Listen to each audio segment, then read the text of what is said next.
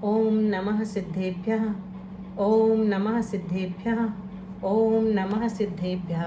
नमो अरिहन्ताणं, नमो सिद्धाणं, नमो आयेरियाणं, नमो उवज्जायाणं, नमो लोये सव्यसाहूणं। सन्मति को मम नमन हो, मम मति सन्मति होय। सुर नर पशु गति सब मिटे, गति पंचम गति होय। पणमीय शिरसा नेमिं गुणरयण विभूषणं, महावीरं सम्मत्तरयण निलयं, पयडि समुक्कित्तणं बोच्छम। पंच परमेष्ठी भगवान की जय। संत शिरोमणि आचार्य गुरु श्री विद्यासागर जी महाराज की जय। 3 कमलाओं करोड़ मणि महाराज की जय। द्वादशांग जिनवाणी माता की जय। अभी तो कोई नहीं बोल रहा है, आवाज तो ठीक आ रही होगी ना सभी? आ रही है ना? हाँ ठीक है। 150 नंबर गाथा जिन जिन के पास पुस्तकें हैं खोल लें, फिर हम इस चार्ट को देख लेंगे। पारुल, मनीषा कौन पढ़ेगा? भी आप आदेश देंगे वही पढ़ लेगा। नहीं, मनीषा के यहाँ कुछ। हाँ हाँ, पारुल पढ़ लेंगे। सन्निस्य तु हेठा दो, ठिदिठाणं संख गुणिद मुवरुवरिं, ठिदि आयामो वितः, सग ठिदिठाणं ब आवाहा। सन्निस्य तु हेठा दो, ठिदिठाणं संख गुणिद मुवरुवरिं, ठिदि आयामो वितः, सग ठिदिठाणं ब आवाहा। सन्निस्य दु हेठा दो, संगी पंचेंद्री के 4 भेदों में नीचे से लेकर। संगी पंचेंद्री के 4 भेद याद हैं? कौन से हैं? हमने सबके बनाए थे बासुपा गाथा से। तो संगी पंचेंद्री के 4 भेद बनेंगे। संगी पंचेंद्री पर्याप्त, संगी पंचेंद्री अपर्याप्त, और संगी पंचेंद्री अपर्याप्त और संगी पंचेंद्री पर्याप्त 2 बार है ना? तो 2 बार क्यों? संगी पंचेंद्री पर्याप्त की जघन्य स्थिति, संगी पंचेंद्री अपर्याप्त की जघन्य स्थिति, संगी पंचेंद्री अपर्याप्त की उत्कृष्ट स्थिति और संगी पंचेंद्री पर्याप्त की उत्कृष्ट स्थिति। समझ में आ गया? जघन्य स्थिति और उत्कृष्ट स्थिति के आधार पर संगी पंचेंद्री पर्याप्त और अपर्याप्त के 4 भेद हो गए। तो यहाँ पर कह रहे हैं सन्निस्य यानी संगी पंचेंद्री के 4 भेदों में हिट्टा दो यानी नीचे से लेकर। दू का अर्थ होता है तू, मतलब संगी के तो, ऐसा अर्थ निकलता है हिंदी में। सन्निस्य दू मतलब संगी के तो, लेकिन जब अपन उसका डिटेल हिंदी में देखेंगे तो पूरा अर्थ क्या लगाएंगे? संगी पंचेंद्री के 4 भेदों में नीचे से लेकर, हेठा दो यानी नीचे से लेकर।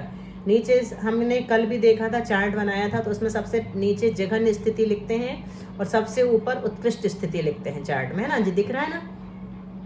संगी पंचेंद्री पर्याप्त की जघन्य स्थिति सबसे नीचे लिखी हुई है, फिर संगी पंचेंद्री अपर्याप्त की जघन्य स्थिति लिखी हुई है, फिर उसके बाद संगी पंचेंद्री अपर्याप्त की उत्कृष्ट स्थिति, और फिर उसके बाद संगी पंचेंद्री पर्याप्त की उत्कृष्ट स्थिति। तो जघन्य नीचे सबसे पहले लिखते हैं और उत्कृष्ट ऊपर की ओर जाती है। समय का जो आयाम है वो हमेशा ऐसे लंबाई में देखते हैं। समझ में आया? समय जब भी बताएंगे ना तो ऐसे नीचे से ऊपर की ओर बताया जाता है। जघन्य से उत्कृष्ट ऊपर तक लिखेंगे अगर हम चार्ट बनाएंगे तो यहाँ पे क्या बता रहा है? हेठा दो नीचे से लेकर, अर्थात संगी पंचेंद्री पर्याप्त के जघन्य स्थिति बंद से ऊपर ऊपर 4थे भेद तक। उवरुवरिम, उवरुवरिम मतलब ऊपर ऊपर, ऊपर ऊपर कहाँ तक पहुँचाना है? 4थे भेद तक, संगी पंचेंद्री पर्याप्त की उत्कृष्ट स्थिति तक। ये चार्ट देखते चलना, इसी को हम गाथा से समझा रहे हैं ना।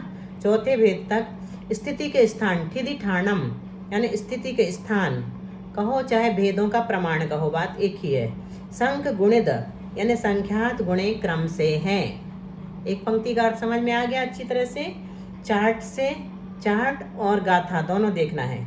संगी पंचेंद्री के 4 भेदों में नीचे से लेकर हेठादो यानी नीचे से लेकर, अर्थात संगी पर्याप्त की जघन्य स्थिति बंद से, ये नीचे से लेकर कहलाया।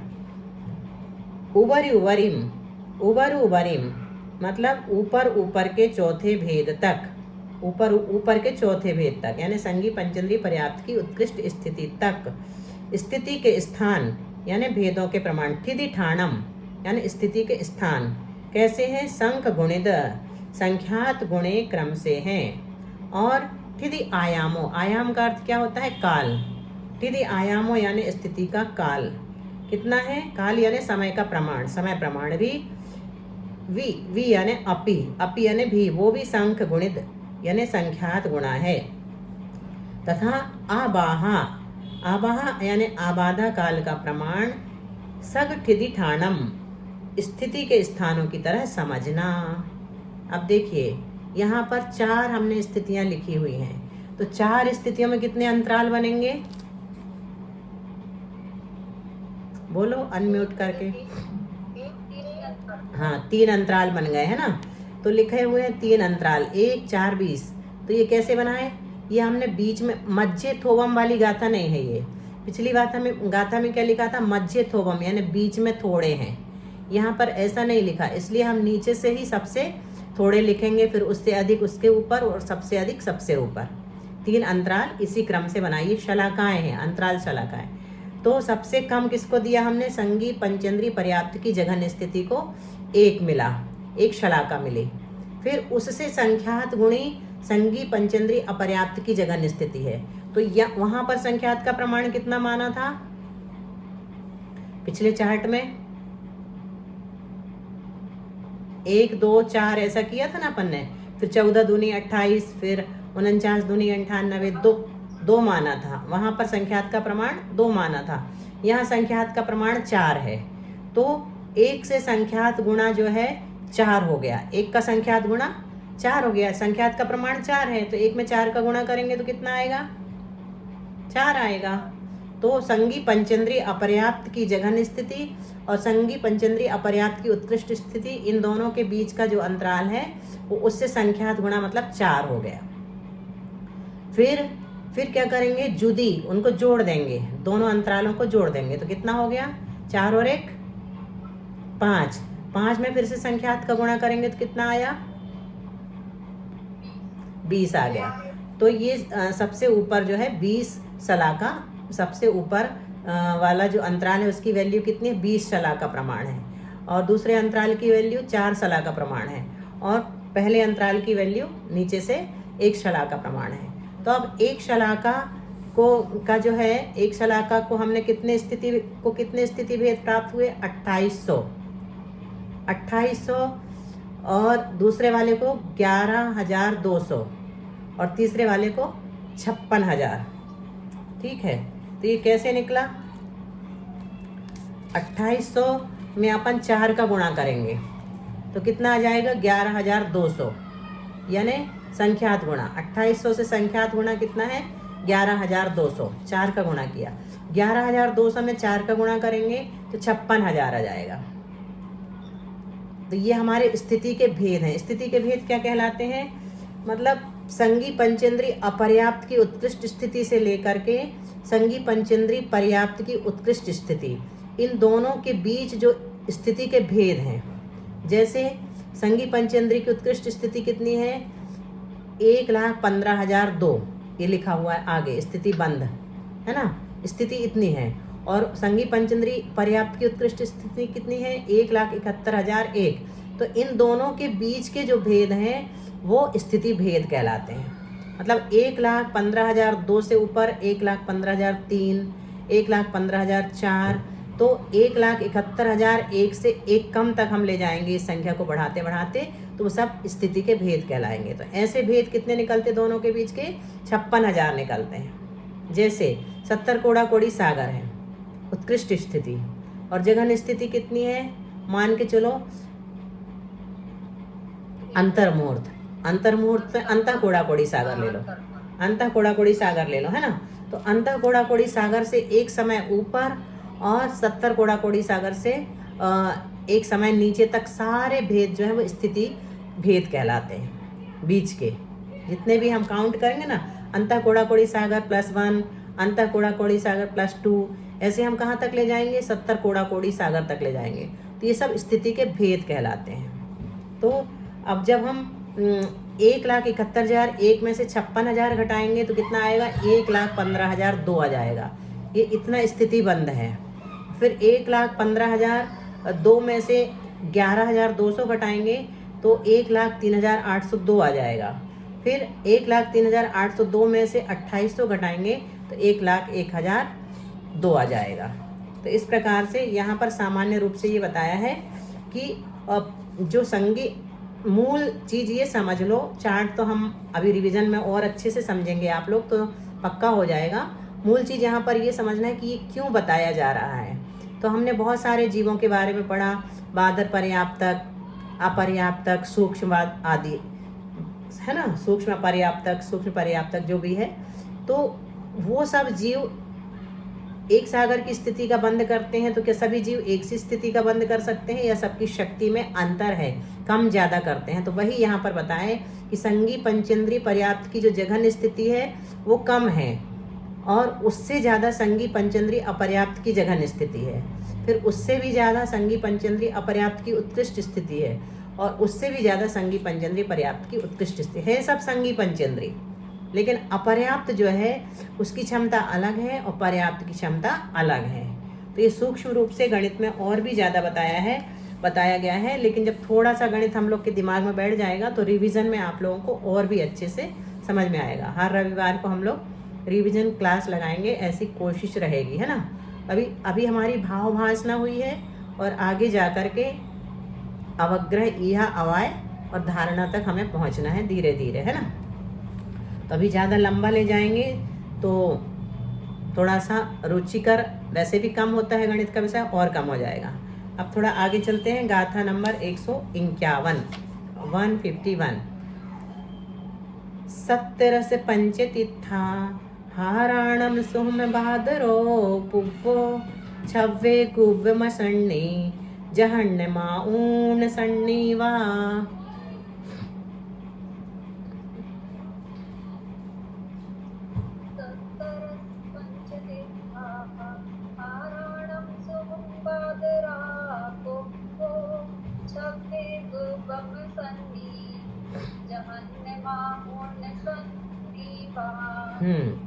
सत्तरस पंच तित्थाहारणम, 3 चीजें बताई यहाँ पर। ध्यान से गाथा के शब्दों को देखिए तो अच्छे से अर्थ समझ में आएगा।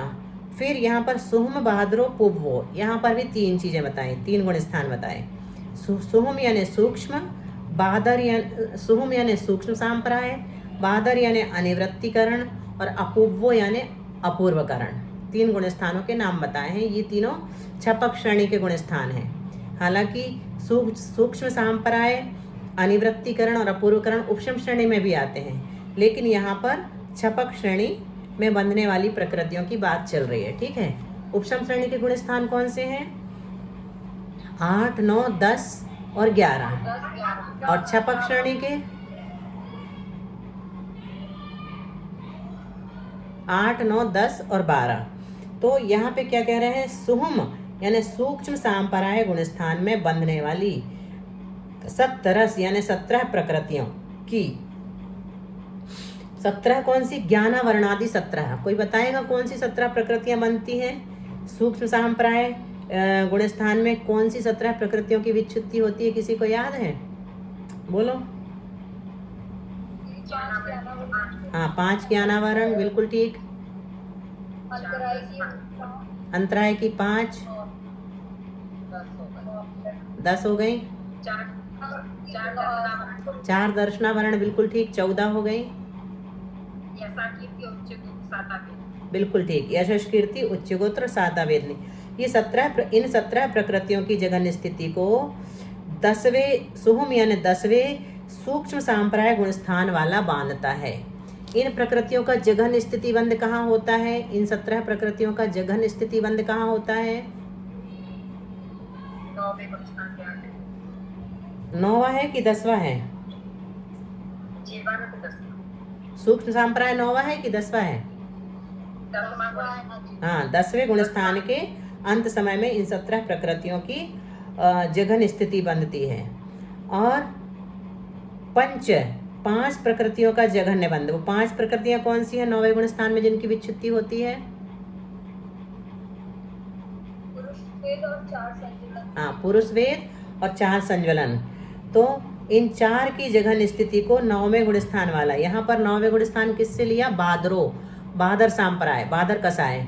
बादर कसाय कहाँ तक रहती है? 9वें गुण स्थान तक। फिर उसके बाद 10वें गुण स्थान में कसाय सूक्ष्म हो जाती है। तो 9वें गुण स्थान तक, 9वें गुण स्थान वाला जो है वो पुरुष वेद और संज्वलन की 4 प्रकृतियों की जघन स्थिति को बांधता है। फिर तिथाहाराणम, तीर्थंकर प्रकृति और आहारक द्विक की जघन स्थिति को अपूर्वो यानी अपूर्व करण गुण स्थान वाला बांधता है। इनकी विच्छित्ति कहाँ होती? जहाँ विच्छित्ति होती है वहीं इनका जघन्य बंध होता है। और छव वेगुव मसन्ने वैक्रियक षटक, वैक्रियक षटक कोई बताएगा कौन कौन सी है?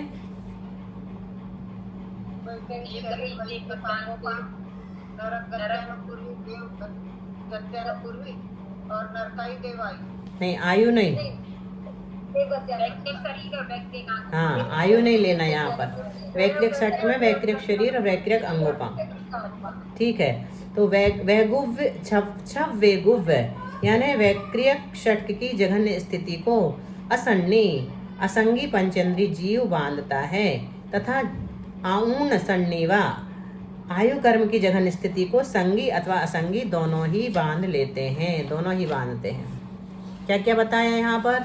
सूक्ष्म सांप्राय में बंधने वाली 17 प्रकृतियाँ, ज्ञानावरण 5, दर्शनावरण 5, अंतराय दर्शनावरण 4, अंतराय 5 और उच्चगोत्र यशस्कीर्ति तथा साता वेदनीय। इनका स्वामी कौन है? सूक्ष्म सांप्राय गुण स्थान वाला छपक। और पुरुष वेद और 4 संज्वलन का स्वामी कौन है? जघन्य स्थिति बंध का स्वामी अनिवृत्तिकरण छपक। और तीर्थंकर और आहारक द्विक का जघन स्थिति बंध का स्वामी अपूर्वकरण छपक। वैक्रियक षटक का असंगी पंचेंद्रिय और 4 आयु का संगी असंगी दोनों। बची कितनी? शेष 85 प्रकृतियां। इनका बंध बादर एकेंद्रीय पर्याप्तक जीव करता है। बादर एकेंद्रीय पर्याप्तक जीव बाकी बची हुई 85 प्रकृतियों का जघन स्थिति बंध करता है। चलिए गाथा नंबर 152। अजहन्नट्ठिदि बंधो चौव्विहो सत्यमूल पैडीणम शेषतिये दुवियप्पो आउ चौके विदुवियप्पो। कोई कुछ बोल रहा था? चलो। मैं ये पूछना चाह रही थी कि जो आपने बोला ना कि बाकी जो 50 की प्रकृतियां बची है उनका बंध एकेंद्रीय करके है ना? हाँ, बादर एकेंद्रीय पर्याप्तक, बादर पर्याप्तक एकेंद्रीय, ठीक है। अजहन्नट्ठिदि बंधो चौव्विहो सत्यमूल पैडीणम शेषतिये दुवियप्पो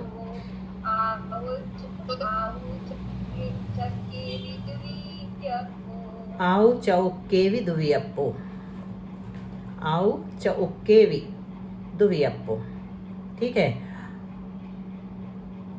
आउ आयु को छोड़कर, आयु के बिना। सत्य से क्या लगाना? सत्य मूल पैडीनम यानी आयु के बिना 7 मूल प्रकृतियों का। अजहन्नट्ठिदि बंधो अजघन्य स्थिति बंध चौव्विहो सादी आदि के भेद से 4 तरह का है। सादी आदि भेद कौन से हैं? 4 प्रकार के। सादी अनादि ध्रुव और अध्रुव। हाँ, सादी अनादि ध्रुव और अध्रुव। तो आयु के बिना 7 मूल प्रकृतियां जो हैं ज्ञानावरण, दर्शनावरण, वेदनीय, मोहनीय, नाम, गोत्र और अंतराय, इन मूल प्रकृतियों का अजघन्य स्थिति बंध, अजघन्य स्थिति बंध जो है वो सादी आदि के भेद से 4 तरह का है, 4 तरह का है। और शेष तिये यानी बाकी के उत्कृष्ट आदि 3 बंधों के दुवियप्पो 2 ही भेद होते हैं, सादी और अध्रुव, ये 2 ही भेद हैं। आउ चौके भी दुवियप्पो और आयु कर्म के उत्कृष्ट आदि 4 भेदों में स्थितिबंध, सादी, अध्रुव ऐसे 2 प्रकार का ही है। तो अजघन्य, जघन्य, उत्कृष्ट और अनुत्कृष्ट। ज्ञानावरण के चारों भेद होते हैं अजघन्य के, सादी, अनादि, ध्रुव, अध्रुव। और ज्ञानावरण के, जघन्य के, ज्ञानावरण के नहीं, ज्ञानावरणादि 7 के। अजघन्य के चारों भेद होते हैं और जघन्य के सादी और अध्रुव 2 होते हैं। जघन्य के सादी और अध्रुव 2 क्यों होते हैं? क्योंकि जघन्य स्थिति जो है वो अनादिकाल से बंध नहीं सकती है ना, समय विशेष में बनती है। तो जब जिस समय बंधेगी उसी समय उसका आदि हो जाएगा, तो उसको सादी कहेंगे। और आदि जैसे ही होता है तो ध्रुव नहीं रहता, अध्रुव हो जाता है ना। इतना तो कॉन्सेप्ट क्लियर है सबका, है ना। फिर उत्कृष्ट के सादी और अध्रुव 2 भेद हैं। उत्कृष्ट भी हमेशा नहीं बंधता है। उत्कृष्ट स्थिति बंध किसी भी जीव के हमेशा थोड़ी हो सकता है अनादिकाल से। जब हमेशा नहीं होगा तो उसकी शादी होगी, कभी ना कभी उसकी शुरुआत होगी, तो वो शादी कहलाया। और जैसे ही शादी होता है तो अध्रुव हो जाता है, ध्रुवपना रह नहीं पाता है। इसी प्रकार अनुत्कृष्ट का भी शादी और अध्रुव 2 भेद हैं 7 कर्मों के। आयु के शादी, अध्रुव, अजघन्य का भी, जघन्य का भी, उत्कृष्ट का भी और अनुत्कृष्ट का भी। ठीक है, अब इसका डिटेल हम लोग पढ़ चुके हैं इसलिए अभी नहीं करेंगे। गाथा नंबर 153। संजलन सुहुम 14 घादीन चतुर्विधो दुज अजहन्नो। संजलन सुहुम 14 घादीनम चतुर्विधो तुज अजहन्नो। शेषतिया पुण्य दुविहा शेषाणम चतुर्विधा विदुधा। ओपन है।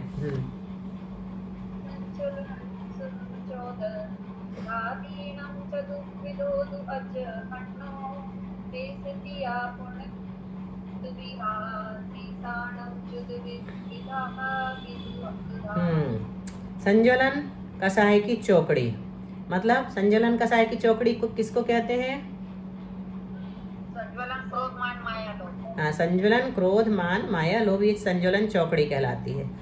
सुहुम यानी 10वें सूक्ष्म सांपराय की मति ज्ञानावरणादि घातीय कर्मों की 14। सुहुम 14 घादीनम, सूक्ष्म सांपराय की मति ज्ञानावरणादि घातीय कर्मों की 14 प्रकृतियाँ।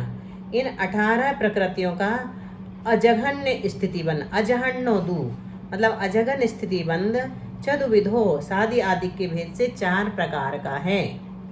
और शेषतिया यानी शेष, जघन्य आदि 3 भेदों के सादी, अध्रुव 2 ही भेद हैं। पुण्य दुविहा शेषाणम चतुर्विधा विदुधा, शेष प्रकृतियों के जघन्य आदि 4 भेदों के सादी, अध्रुव 2 भेद हैं। दुधा यानी 2 भेद हैं। है समझ में? संज्वलन कसाय की चौकड़ी, 10वें सूक्ष्म सांप्राय की मति ज्ञानावरणादि घातीय कर्मों की 14 प्रकृतियां। संज्वलन सुहुम 14 घादीनम चतुर्विधो दु अजहन्नो।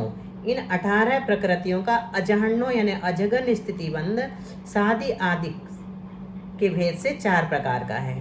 और शेष तिया यानी शेष जघन्य आदि 3 भेदों के सादी, अध्रुव ये 2 ही भेद हैं। दुधा शेष तिया, पुण्य दुधा, शेषाणम चतुर्विधा विदुधा। और शेष प्रकृतियों के जघन्यादि 4 भेदों के दुधा सादी, अध्रुव 2 भेद हैं। अब गाथा नंबर 154। सव्वाओ दुठि दियो सुहा सुहाणम पिहोन्ति असुहाओ। मानुष तिरिक्ष देवाउगम चमोतून शेषाणम। इसकी लय बिगड़ गई। सव्वाओ दुठि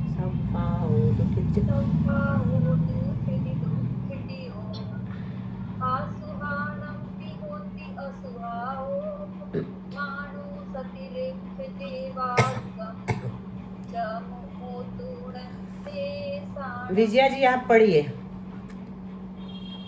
आपकी लय देखते हैं। मुझे बोला क्या दीदी? हाँ आपको बोला। सादर वंदना दीदी। सव्वाओ दुठि दियो सुहा सुहाणम पिहोन्ति असुहाओ। मानुष तिरिक्ष देवा उगम चमोतु न शेषाणम। हमने और पारुल ने दोनों ने लय बिगाड़ दी थी, इसलिए आपसे पढ़वाया है। ठीक नहीं हुआ क्या दीदी? नहीं, आपका बहुत अच्छा हो गया, हम दोनों ने बिगाड़ दी थी। हाँ, तो क्या कह रहे हैं? सव्वाओ दुठी दियो सुहा सुहाणम पिहोन्ति असुहाओ मानुष तिरिक देवाउगम च मोतूर्ण शेषाणम। मानुष यानी मनुष्य, तिरिक यानी त्रियंच, देवाउगम च मोतूर्ण और देवायु के सिवाय, मतलब इनको छोड़कर, मोतून यानी मुक्त्वा छोड़कर, शेषाणम बाकी सब, शुभ तथा अशुभ प्रकृतियां, बाकी सब, शेषाणम यानी शुभ अशुभ सब ले लेंगे, शुभ तथा अशुभ प्रकृतियों की स्थितियां असुहाओ, सुहा सुहाणम पिहोन्ति असुहाओ, शुभ तथा अशुभ प्रकृति की स्थितियां असुहाओ अशुभ रूप ही हैं, क्योंकि सब प्रकृतियां सब वाओ दुठी दियो, सब प्रकृतियों की स्थितियां संसार का कारण हैं। क्या कहा यहाँ पर? ये सिद्धांत याद रखना हमेशा, इसको VIMP लगा लो, ये गाथा रट लेना। सब वाओ दुठी दियो, सभी प्रकृतियों की स्थितियां संसार का कारण है, इसलिए मनुष्य त्रियंच और देवायु को छोड़कर, मानुष तिरिक देवाउगम च मोतूणम, मोतूर्ण मनुष्य त्रियंच और देवायु के सिवाय बाकी सब, सुहा सुहाणम पिहोन्ति असुहाओ, शुभ तथा अशुभ प्रकृतियों की स्थितियां असुहाओ अशुभ रूप ही हैं। देखो, तीर्थंकर प्रकृति का उत्कृष्ट बंध कितना होता है?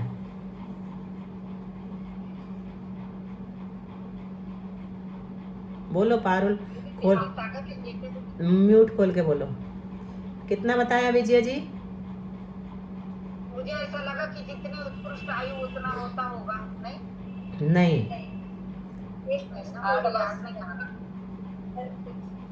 अंतः कोड़ा कोड़ी सागर, जघन्य भी और उत्कृष्ट भी, है ना? हाँ। तो इतनी स्थिति बांध रहे हैं, जबकि ये शुभ प्रकृति है ना, पुण्य प्रकृति है, फिर इतनी स्थिति बांधने की क्या जरूरत? तो शुभ और अशुभ सभी प्रकृतियां अशुभ रूप ही हैं, और अशुभ जो है स्थिति वो संक्लेश परिणाम से ही बनती है। अशुभ स्थितियां जो है, स्थिति सब अशुभ रूप ही हैं, स्थिति कोई भी हो, चाहे तीर्थंकर प्रकृति की हो, चाहे आहारक दिक् की हो, 3 आयु छोड़ करके बाकी सारी प्रकृतियों की जो स्थिति है वो अशुभ रूप ही है, और स्थिति जो है वो संक्लेश परिणाम से ही अधिक बनती है ना? विशुद्धि से कम बनती है, विशुद्धि रहेगी तो कम बंधेगी, लेकिन संक्लेश रहेगा तो अधिक बनेगी। तो क्या कह रहे हैं? मानुष तिरिक देवाउगम च मोतूर्ण शेषाणम, मनुष्य त्रियंच देवायु के सिवाय बाकी सब शुभ तथा अशुभ प्रकृतियों की स्थितियां, शेषाणम यानी बाकी सब शुभ तथा अशुभ प्रकृतियों की, सुहा सुहाणम पि होन्ति असुहाओ अशुभ रूप ही है। क्यों? क्योंकि सव्वाओ दुठी दियो, सारी प्रकृतियां जो हैं उनकी जो स्थितियां हैं वो संसार का ही कारण है। समय शायद हो गया होगा, आज समय का पता नहीं चलेगा, इसलिए जब बंद हो जाएगा ना तो सब लोग 2 लाइन की जिनवाणी स्तुति पढ़ के बोधि समाधि और 9 बार नमोकार मंत्र कर लेंगे। अभी जब तक चल रहा है अपन पढ़ते जा रहे हैं, ठीक है? अभी नहीं बंद कर रहे हैं। दीदी मनुष्य आयु को तो छोड़ा है, और फिर तेरे वो तीर्थंकर बनने बने, वो कौन सी आयु उसमें बनेगी? वो तीर्थंकर मनुष्य सिर्फ 3 आयु की स्थिति जो है वो संक्लेश विशुद्ध, 3 आयु की स्थिति जो है विशुद्धि से अधिक बनती है, ठीक है, और संक्लेश से कम बनती है। लेकिन बाकी की स्थितियां जो हैं ये नियम से संक्लेश से ही बनती है और अधिक बनती हैं, संक्लेश से ही अधिक बनती है। कम बनेंगी तो विशुद्धि से बढ़ेंगी, लेकिन आयु के साथ ऐसा नहीं है। आयु की जो है विशुद्धि से अधिक बनती है आयु कर्म, और संक्लेश से कम बनता है, थोड़ी आयु बनती। तो सिर्फ नरक आयु को नहीं लिया, नरक आयु को छोड़ दिया, मनुष्य त्रियंच और देव आयु के सिवाय, क्योंकि स्थिति संसार का ही कारण है, संसार में रोकती ना स्थिति, इसलिए संक्लेश से 117 प्रकृतियों का स्थितिबंध अधिक होता है, और विशुद्धि से स्थितिबंध कम होता है 117 प्रकृतियों का भी। तो त्रियंचायु मनुष्यायु देवायु की स्थिति शुभ है, और शेष पुण्य प्रकृतियों की स्थिति कैसी है, शुभ है कि अशुभ? अशुभ ये है। हाँ, शेष पुण्य प्रकृतियों की स्थिति अशुभ है, और पाप प्रकृतियों की स्थिति वो तो अशुभ है ही। वो तो अशुभ है ही। बिल्कुल ऐसे ही लगाना। अब गाथा नंबर 155 हम लोग उच्चारण करते हैं, अगर समय रहेगा तो अर्थ भी लगा लेंगे। कम्मस्य रूवे ना गए दव्वम नय एदि उदय रूवेण रूवेणुदीर्णस्सव आवाह जाव ताव हवे। पढ़ो पारुल, फिर विजया जी भी पढ़ेंगी। कम सरूवे ना गए है एक्चुअल में, रुको। कम सरूवे ना गए,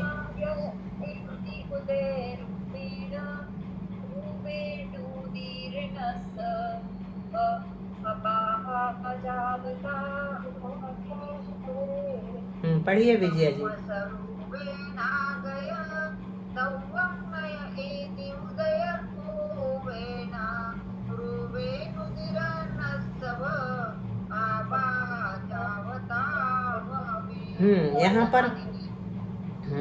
यहाँ पर फिर से आबाधा की परिभाषा बताई जा रही गाथा में। अभी गाथा में आबाधा की परिभाषा नहीं आई थी। आबाधा तो हमने पढ़ लिया किसे कहते हैं, लेकिन वो गाथा में नहीं आई थी, तो यहाँ पर फिर से रिपीट हो रही है गाथा के अंतर्गत। ठीक है। कम में सरूवे ना गए, ये बिल्कुल परफेक्ट परिभाषा है। कार्मण शरीर नामक नाम कर्म के उदय से योग द्वारा आत्मा में कम सरूवे ना गए, इतना ऊपर से लगाया अपन ने। कार्मण शरीर नामक नाम कर्म के उदय से योग द्वारा आत्मा में कम सरूवे ना गए, कर्म स्वरूप से परिणमता हुआ जो पुद्गल द्रव्य दव्वम यानी पुद्गल द्रव्य नय एदि उदय रूवेण, जब तक उदय स्वरूप यानी फल देने स्वरूप अथवा रूवेण उदीर्णस्य व अथवा उदीर्णा यानी बिना समय के कर्म का पाक होना स्वरूप न हो तब तक, जाव यानी जब तक न हो, ताव यानी तब तक के उस काल को आबाधा कहते हैं। क्या कहा? कार्मण शरीर नाम कर्म के उदय से योग द्वारा आत्मा में, इतना तो ऊपर से समझने के लिए लगाया। कम में स्वरूपे ना गए यानी कर्म स्वरूप से परिणमता हुआ। दव्वम यानी जो पुद्गल द्रव्य, जाव यानी जब तक, उदय रूवेण न नय एदि उदय स्वरूप, रूवेण उदीर्णस्व अथवा उदीर्ण स्वरूप न हो, न एदि नय एदि तब तक, ताव यानी तब तक उस काल को हवे आवाहा आबाधा कहते हैं। उस काल की आबाधा होती है। बहुत सुंदर परिभाषा दी, यही वाली रटना है, ये गाथा से अपन याद कर लेंगे। याद कर देना चाहिए, गाथा को याद करने योग्य। बंध रूप से अवस्थित पौद्गलिक कर्म जब तक उदय रूप या उदीर्ण रूप नहीं होते उतने काल को आबाधा कहते हैं। बाधा यानी कर्म, बाधा का अर्थ यहाँ पर क्या है? कर्म, और कर्म का अभाव जहाँ होता है उसे आबाधा कहते हैं। कर्म नहीं है उदय में, आबाधा। उदयम पडिसत्तण्हम आबाहा कोड कोडि उबहीनम वाससयम तप्पड़ि भागे नयसे सठ्य दीनंच। भैया आ गए हैं शायद। भैया ने अभी पेज को अपने लिए खोल दिया है। चलिए पढ़ो पारुल।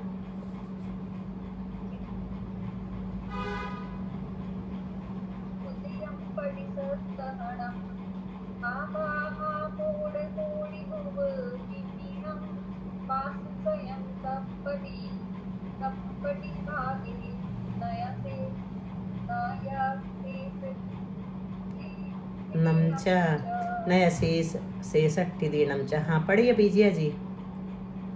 उदयम पडिसत्तन्नम आबाहा कोडा कोडि उबहीनम वाससयम तप्पड़ि भागे नयसे सठ्य दीनम च। चलिए यहीं तक रखते हैं, अर्थ कल लगाएंगे। बोधि समाधि परिणाम शुद्धि सात्मोपलब्धि शिव सौख्य सिद्धि चिंतामणिं चिन्तितवस्तुदाने त्वां वन्द्यमानस्य ममास्तु देवी। 9वां नमोकार मंत्र।